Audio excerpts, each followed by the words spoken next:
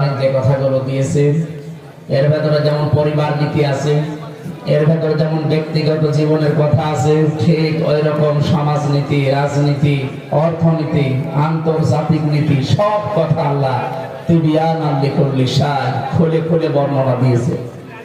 তার ভেতরে আজকে তেলাওয়াতকৃত আয়াত তাফসীর আকারে কথা বলার জন্য আমরা পড়েছি। যেহেতু পরিবেশের মধ্যে অনুকূলে না, বৃষ্টি হচ্ছে দেখতে পাচ্ছি, যেখানে ছিলাম ওই জায়গার পরিবেশটা নষ্ট হয়ে গেছে।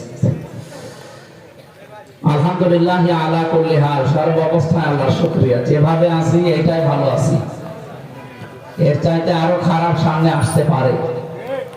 খারাপ কিছু যেন সামনে আমাদের না আসে, এই জন্য আল্লাহর দরবারে দোয়া করছি। আল্লাহ যেন আমাদের সামনের জীবনটা কোরআনের রঙে রঙিন হওয়ার তৌফিক দেন, আমিন। সূরা নাহাল থেকে একটা আয়াতের অংশ বিশেষ পড়েছি। আপনারা আসল কথা তো শুনে ফেলেছেন এর আগে। শায়েখ মাওলানা জামাল উদ্দিন, ডাক্তার শফিকুল ইসলাম মাসুদ এবং আরো যাদের নাম দেখলাম, অবশ্যই আপনারা ভালো ভালো কথা শুনেছেন। আল্লাহ আমাদেরকে ওই কথাগুলোর উপরে আমল করার তৌফিক যেন দান করে।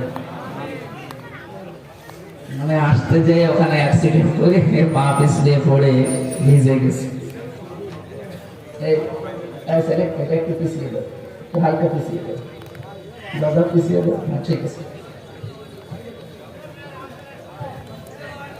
আল্লাহ রাব্বুল আলামিন কোরআনে কারীমের সূরা নাহাল এর নামকরণ, ঐতিহাসিক প্রেক্ষাপট, শিক্ষা, ব্যাখ্যা, যে বিষয়গুলো বলা লাগে সবগুলো বলতে গেলে আমাদের এদিকে হেলিকপ্টারের সময় শেষ হয়ে যাচ্ছে। এই জন্য আমরা খুব তাড়াতাড়ি শেষ করবো ইনশাআল্লাহ।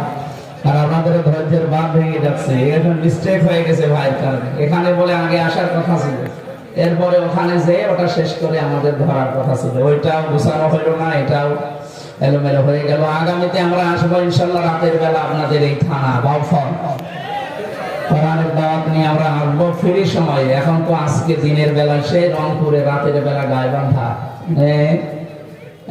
শুধু ভাই না হলে আমি মনে হয় আসতাম না। আপনাদের একটা দাবি আছে, আর ভাইয়ের কথা তো ফেলা যায় না, জোর করে হলেও এই দুইজনের কথা ফেলা যায় না। সারা দেশে যে কয়টা জুলুম আমার উপরে করে এই দুইজনের কারণে। এদিকে ডাক্তার শেখ মহিউদ্দিন, এদিকে ডক্টর শফিকুল ইসলাম মাসুদ, একটা ডক্টর আর একটা ডাক্তার। তাদের কথা রাখতে যে মাঝে মাঝে একটু জুলুমের শিকার হতে হচ্ছে শরীরের উপরে। আল্লাহ আমাকে মানিয়ে নেওয়ার তৌফিক যেন দান করেন। সূরা নাহালের নামকরণটা বলছি। নাহাল মানে মৌমাছি। নাহাল মানে কি? এর 68 নম্বর আয়াতে আল্লাহ এই শব্দটা দিয়েছে।